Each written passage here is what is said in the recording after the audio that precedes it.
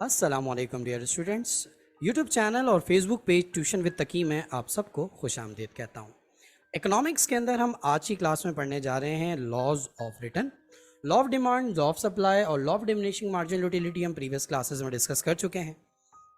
Link में description में जो है वो हमारे पास प्लेलिस्ट का मैंने जो दिया हुआ है, आप वहाँ जाके इकोनॉमिक्स के और डिजिटल मार्केटिंग के मजीद लेक्चर्स जो है वो आप वहाँ जाके सुन सकते हैं और समझ सकते हैं। स्टार्ट करते हैं आज के टॉपिक को, जिसका नाम क्या है, laws of return. Laws of return बड़ा इंपॉर्टेंट टॉपिक है और एग्जाम में अक्सर जो है वो आईकॉम लेवल पर और बीकॉम लेवल पर या एमए इकोनॉमिक्स लेवल पे जो है वो पूछा जा रहा होता है। इस लॉ को समझने से पहले थोड़ा सा हमें जो है वो कुछ चीज़ों को समझना पड़ेगा, कुछ बेसिक कॉन्सेप्ट, देन हम लॉ पर आते हैं। पहली चीज़ है इसमें factors of production. Factors of production क्या है? फैक्टर्स ऑफ प्रोडक्शन से मुराद बेसिकली वो चीज़ें होती हैं कि जिनके बगैर हमारी प्रोडक्शन पॉसिबल नहीं है। क्योंकि ये जो चैप्टर है वो बेसिकली प्रोडक्शन रिलेटेड है, प्रोडक्शन से ऊपर जो है वो क्या कर रहा होता है, बेस कर रहा होता है। तो हम यहाँ पे ये बात कर रहे हैं कि जनाब आमलीन पैदाइश, आमलीन आमिल से आया। आमिल का मतलब यहाँ जादू टोने करने वाला नहीं, आमिल का मतलब यहाँ पे क्या है, अमल में हिस्सा लेने वाला। वो चीज़ें जो प्रोडक्शन के अंदर हिस्सा लेती हैं वो चार हैं: लैंड, लेबर, कैपिटल, ऑर्गेनाइजर। ज़मीन, बगैर ज़मीन के प्रोडक्शन पॉसिबल नहीं है। सरफेस ऑफ द अर्थ के ऊपर या सरफेस ऑफ द अर्थ के नीचे जो कुछ भी है इकोनॉमिक्स में हम उसे ज़मीन कहते हैं, चाहे वो मादनियात हो, पहाड़ हो या एक मैदानी जगह हो, हम उसे किसी चीज़ का नाम दे रहे होते हैं, ज़मीन का नाम दे रहे होते हैं। लेबर, मेहनत, काम करने वाले, चाहे वो डॉक्टर हो, इंजीनियर हो, पियोन हो, वर्कर हो, कोई भी बंदा हो, किसी भी पोस्ट पे काम कर रहा हो, किसी भी वर्किंग को परफॉर्म करने के लिए जो हमें रिक्वायर्ड होता है, हम उसे किस चीज़ का नाम दे रहे होते हैं, हम उसे नाम दे रहे होते हैं लेबर का। एंड देन तीसरा फैक्टर जो हमारे पास आ रहा होता है, that will be basically termed as capital. Accounting में और इकोनॉमिक्स में कैपिटल की डेफिनेशन में थोड़ा सा फर्क है।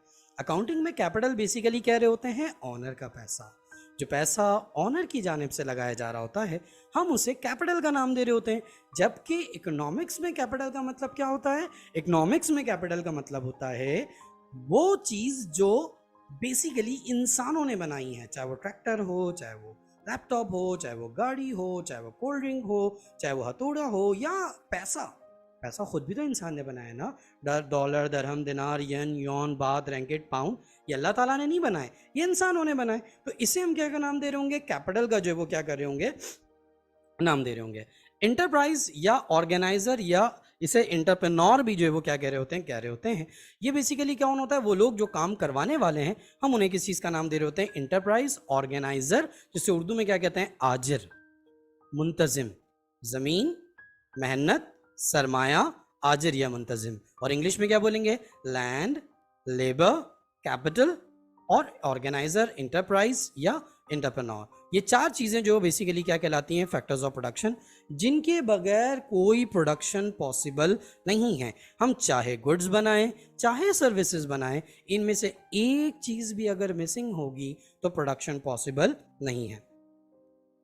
अब इन फैक्टर्स को दो हिस्सों में डिवाइड करते हैं। ये पढ़ना इसलिए ज़रूरी है कि जो हमारे लॉज ऑफ रिटर्न जो है ना, बहुत ज़्यादा इस बात पे क्या कर रहा होता है, डिपेंड कर रहा होता है कि एक वेरिएबल फैक्टर होता है जिसे उर्दू में कहते हैं मुतगय्यर।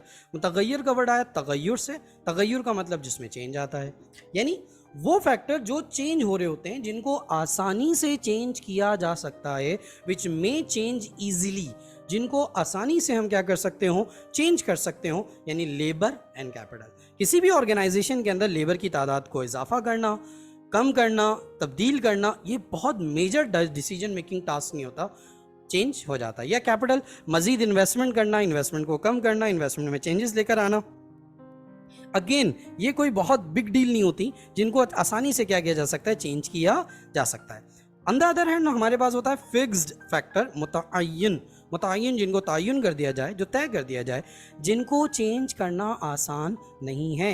मतलब ऐसा नहीं कि ये चेंज नहीं हो सकते हैं, लेकिन इनमें चेंजेस लेकर आना इतना आसान नहीं है। जैसे ज़मीन हो गया, ऑर्गेनाइजर हो गया, मतलब आप एक कंपनी के लिए एक बिल्डिंग को दूसरी बिल्डिंग में शिफ्ट करना या कंपनी को एक जगह से दूसरी जगह शिफ्ट करना इतना आसान या ईजी टास्क नहीं होता। चेंज ये भी हो सकते हैं, लेकिन इनको चेंज करना मुश्किल होता है जब भी हम इन्हें किस चीज़ का नाम दे रहे हैं, फिक्स्ड फैक्टर। जो इजीली चेंज हो जाते हैं, वेरिएबल फैक्टर। विद और जिनको ये चेंज करना आसान नहीं होता, जिनको हम सेम सपोज करके चल रहे होते हैं, हम उन्हें किस चीज़ का नाम दे रहे होंगे? फिक्स्ड फैक्टर का नाम दे रहे होंगे।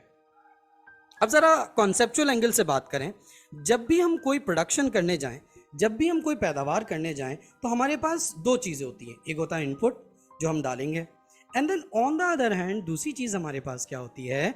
दूसरी चीज़ हमारे पास होती है आउटपुट, जो बदले में हमें रिसीव होगी।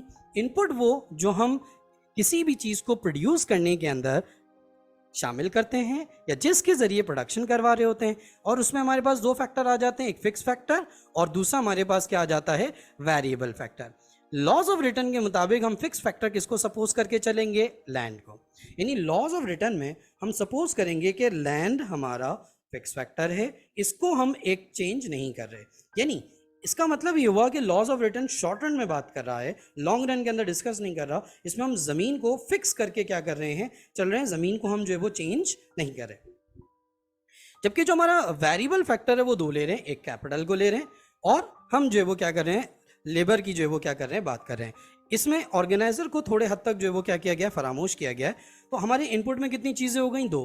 कि जब हम ज़मीन पर यानी फिक्स फैक्टर पे वही वेरिएबल फैक्टर क्या करेंगे? अप्लाई करेंगे, तो उस वेरिएबल फैक्टर को हम क्या नाम दे रहे हैं? लेबर को और कैपिटल को। तो हमें आउटपुट मिलेगी। अब जो आउटपुट मिलेगी हम उसे नाम दे रहे हैं किस चीज़ का?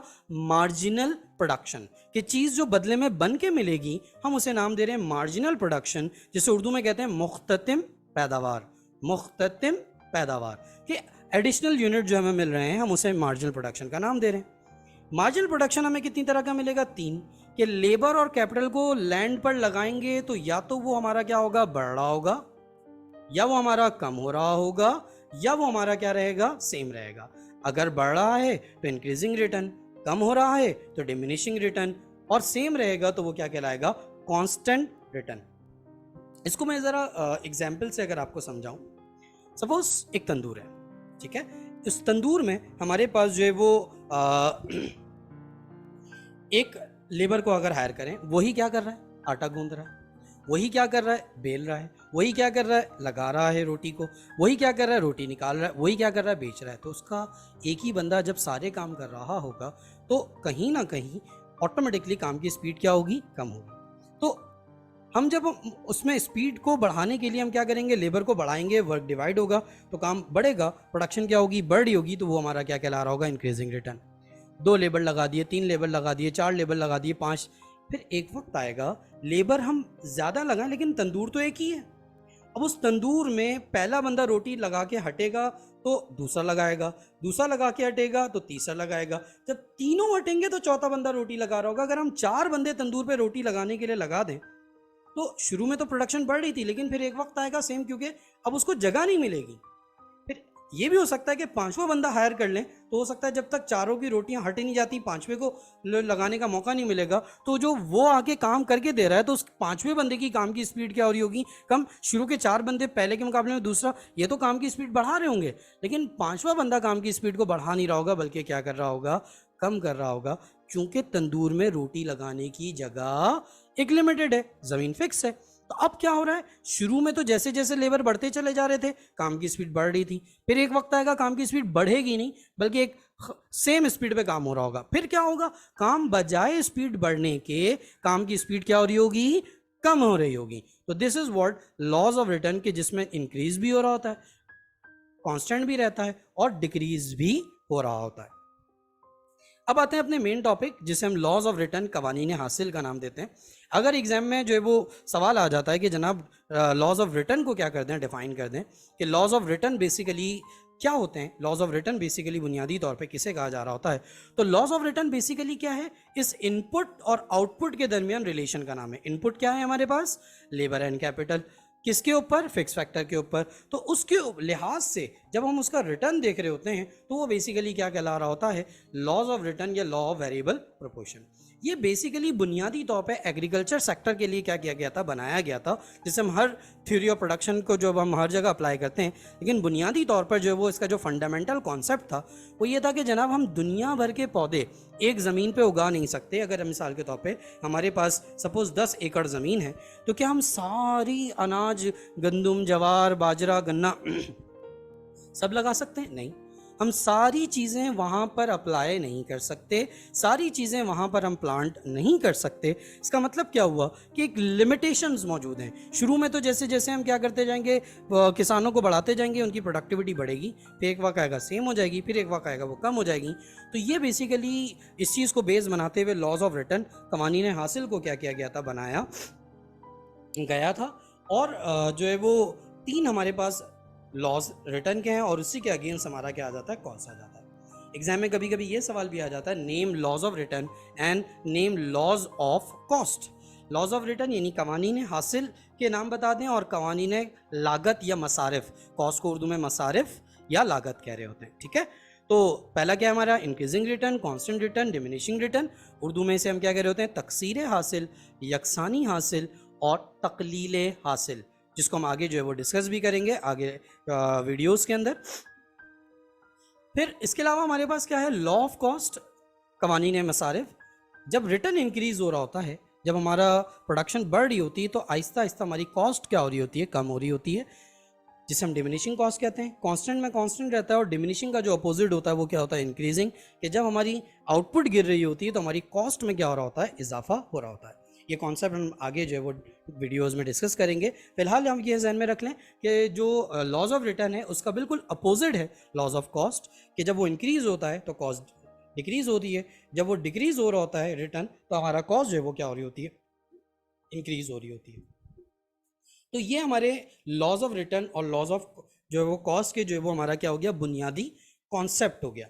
अब बात करेंगे हम किस चीज़ के ऊपर, law of increasing return, law of constant return and law of diminishing return. Inter level पर तीनों अलग-अलग आते हैं और ग्रेजुएशन लेवल पर लॉज ऑफ रिटर्न के नाम से तीनों को क्या किया जा रहा होता है, एक साथ जो है वो एक्सप्लेन किया जा रहा होता है, क्योंकि इंटर में जो है वो ये सवाल अगर आता है तो वो शॉर्ट और लॉन्ग का कॉन्सेप्ट नहीं होता। तो जनाब बात करते हैं हम लॉज ऑफ इंक्रीजिंग रिटर्न की, जिसे उर्दू में हम कह रहे होते हैं कानून तकसीर हासिल। जैसे कि अभी हमने एक बुनियादी बेसिक कॉन्सेप्ट हमने क्या किया था, डिस्कस किया था कि जब इनपुट को हम जो है वो क्या करते हैं, लगाते हैं, यानी इनपुट क्या, फिक्स फैक्टर और वेरिएबल फैक्टर। जब हम फिक्स फैक्टर पे वेरिएबल फैक्टर जो है वो क्या करते हैं, अप्लाई करते हैं, यानी ज़मीन पर हम जो है वो क्या कर रहे हैं, लेबर और कैपिटल को जब क्या कर रहे हैं, अप्लाई कर रहे हैं, तो उससे अगर हमारी मार्जिनल प्रोडक्शन बढ़ रही होगी तो उसे हम नाम दे देंगे किस चीज़ का, इंक्रीजिंग रिटर्न का। कि अदर थिंग रिमेन सेम, अगर कुछ चीज़ें सपोज कर लें सेम रहें, तो वेरिएबल फैक्टर जो कि labour and capital R applied over fix factor यानी लैंड, जो कि मैंने आपको कहा था ये हमारी इनपुट है। तो मार्जिनल प्रोडक्शन जो कि हमारी आउटपुट है will be in increasing ratio at start. शुरू में क्या होगा, जैसे जैसे तंदूर में लेबर को लगाते चले जाएंगे तो प्रोडक्शन क्या होती चली जाएगी, बढ़ती चली जाएगी। तो इसे हम किसी इसका नाम दे रहे होते हैं, इंक्रीजिंग रिटर्न का क्या कर रहे होते हैं, हम नाम दे रहे होते हैं, ठीक है।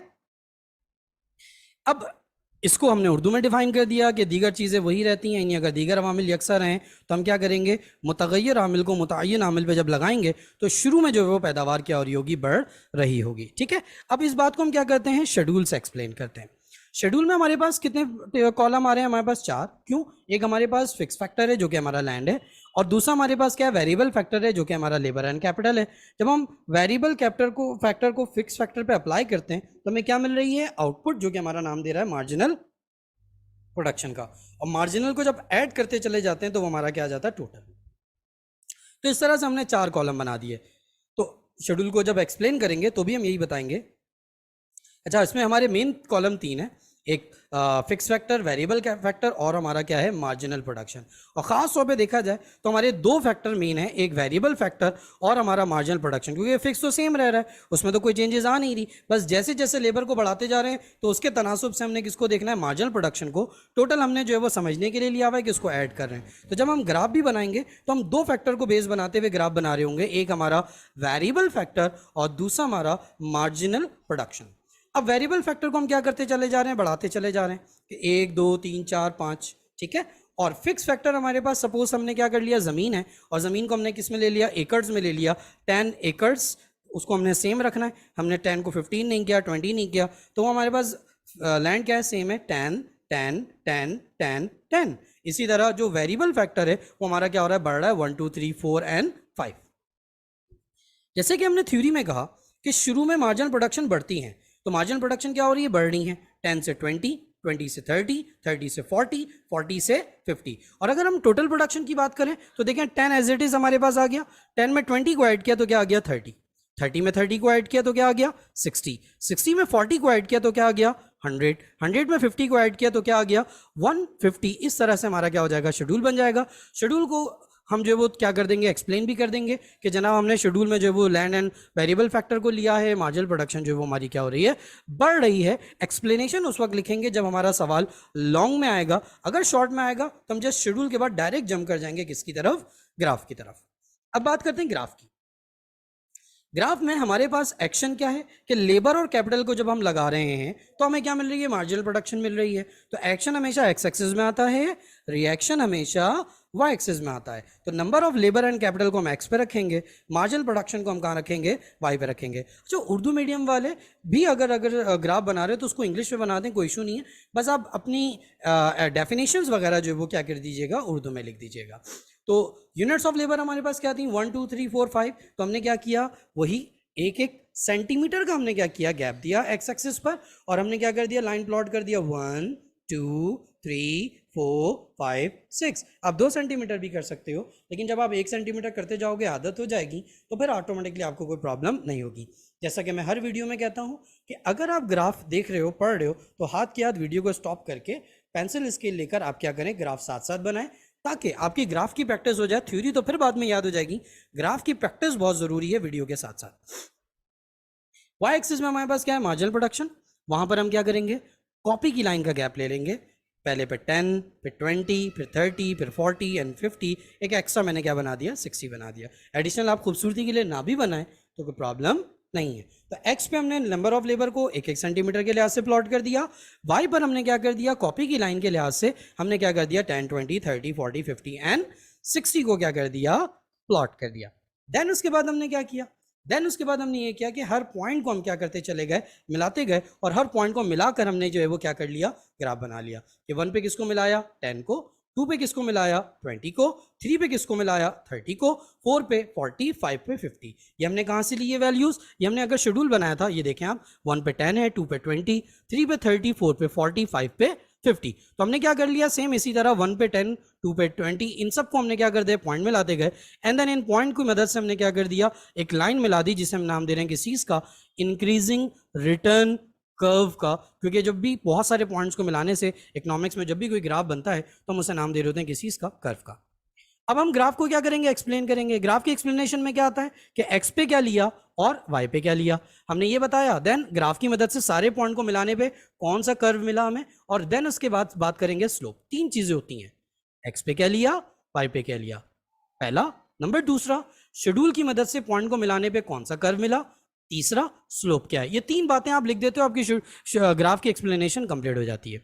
हमने क्या लिखा, in this graph we are taking number of labour and capital on X axis and marginal production of Y axis. जो एक्स पे लिया वो बता दिया, जो वाई पे लिया वो बता दिया। With the help of schedule we plot all the points and get return curve. जो हमें कर्व मिला हमने उसका नाम बता दिया। Initially slope is upward which shows increasing rate of marginal production. Slope क्या हमारा अपवर्ड है, क्योंकि इंक्रीजिंग प्रोडक्शन को क्या कर रहा है, शो कर रहा है। यही बात हमने क्या कर दी, उर्दू में भी क्या कर दी, मेंशन कर दी। क्योंकि ये 3 हिस्सों में है, increasing return, constant return and then diminishing return. हम इसको जो है वो आगे जो है वो दोनों वीडियोस को भी हम डिस्कस कर लेंगे। एग्जाम में तीनों में से कोई एक लॉ अमूमन जो है वो आ रहा होता है, तो हम तीनों को जो है वो 1 बाय 1 अगली वीडियोस में क्या करने जा रहे हैं, डिस्कस करने जा रहे हैं। उम्मीद करता हूँ आज का लेक्चर समझ में आया होगा। इकोनॉमिक्स की, अदर सब्जेक्ट्स की और डिजिटल मार्केटिंग की अगर आपने लेक्चर्स लेने हैं तो आपके सामने स्क्रीन पर और डिस्क्रिप्शन में प्लेलिस्ट आ रहा होगा, आप वहाँ जाएँ और वीडियोज़ देखें, घर बैठे पढ़ें, पैसे बचाएँ और एग्ज़ाम में अच्छे मार्क्स हासिल करते हैं। मिलेंगे इंशाल्लाह नेक्स्ट वीडियो में। अल्लाह हाफिज़।